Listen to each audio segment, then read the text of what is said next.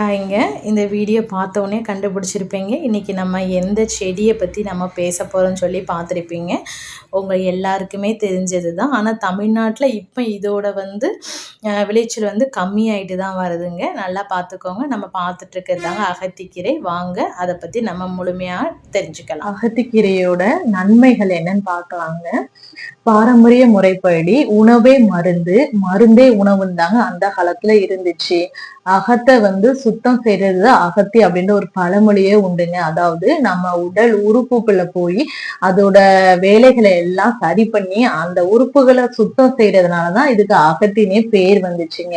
அகம் உள்ள போய் சுத்தம் பண்ணிட்டு வர்றதுக்கு பேர் தாங்க அகத்தி. சோ இப்ப அந்த அகத்திக்கீரையை நம்ம உண்றனால அதுல ஏற்படுற நன்மைகள் என்னென்னலாம் நம்ம வரிசையா ஒண்ணா பார்க்கலாங்க.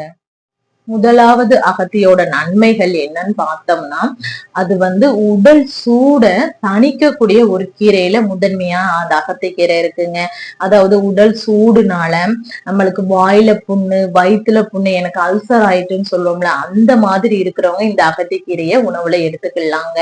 அந்த குடல்ல இருக்கிற அந்த பிரச்சனை எல்லாமே அது சுத்தம் செய்யக்கூடியதுல முதன்மையா இந்த அகத்திக்கீரை இருக்குங்க.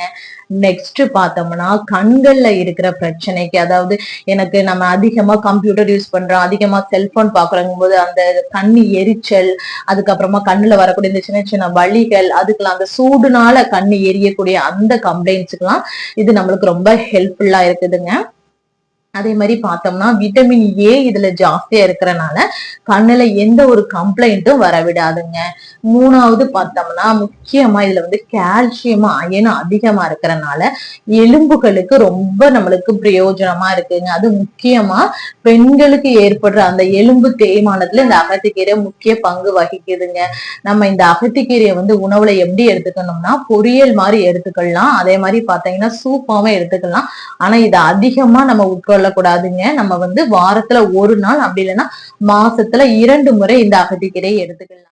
நெக்ஸ்ட் பார்த்தோம்னா பித்தம் இருக்கிறவங்க, பித்த வாந்தி இருக்கிறவங்க, பித்தனால எனக்கு தலை சுத்துது, எனக்கு மயக்கம் வருதுன்னு சொல்றவங்க இந்த கீரையை எடுத்துக்கலாங்க.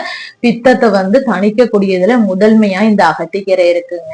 அதே மாதிரி பாத்தீங்கன்னா நீங்க வேற ஏதாவது ஒரு நோய்களுக்கு பெரிய பெரிய அதிகப்படியான பவர் உள்ள மெடிசின்ஸ் நீங்க எடுக்கிறீங்கன்னா கண்டிப்பா இந்த அகத்திக்கீரை நீங்க எடுக்கிறதுக்கு முன்னாடி உங்களுடைய டாக்டர்கிட்ட பரிந்துரை கேட்ட பின்னிதாங்க நீங்க எடுக்கணும். ஏன்னா அந்த மருந்துகளோட அந்த வீரியத்தன்மையை குறைக்கக்கூடிய பண்பு இந்த அகத்திக்கீரைக்கு இருக்குங்க. அதே மாதிரி அதிக டோஸ்னே எடுத்துடக்கூடாதுங்க.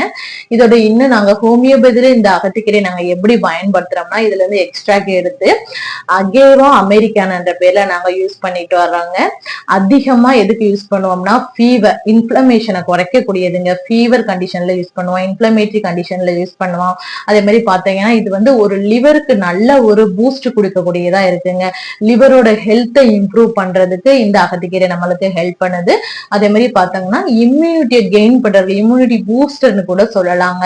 அதுக்குமே நமக்கு ரொம்ப ஹெல்ப் பண்ணுது. இந்த அகத்திக்கீரையை நம்ம மந்த்லி ஒன்ஸ் நம்ம சாப்பாடுல சேர்த்து இதோட பயன்கள் நம்ம பெற்றுக்கொள்ளலாங்க. அதே மாதிரி இதே மாதிரியான அதிகப்படியான ஹெல்த் டிப்ஸ் தெரிஞ்சுக்கிறதுக்கு நீங்க லைக் பண்ணுங்க, ஷேர் பண்ணுங்க. ஹோமியோபதி டாக்டர்ஸ் நீங்க கன்சல்ட் பண்ணுங்க. அதே மாதிரி வெண்பா ஹோமியோபதி கிளினிக்லயும் ஆன்லைன் கன்சல்டேஷன் எப்போதுமே அவைலபிளா தான் இருக்குங்க. நீங்க உங்களுக்கு தேவைன்னா நீங்க பயன்படுத்திக்கலாம். நன்றி.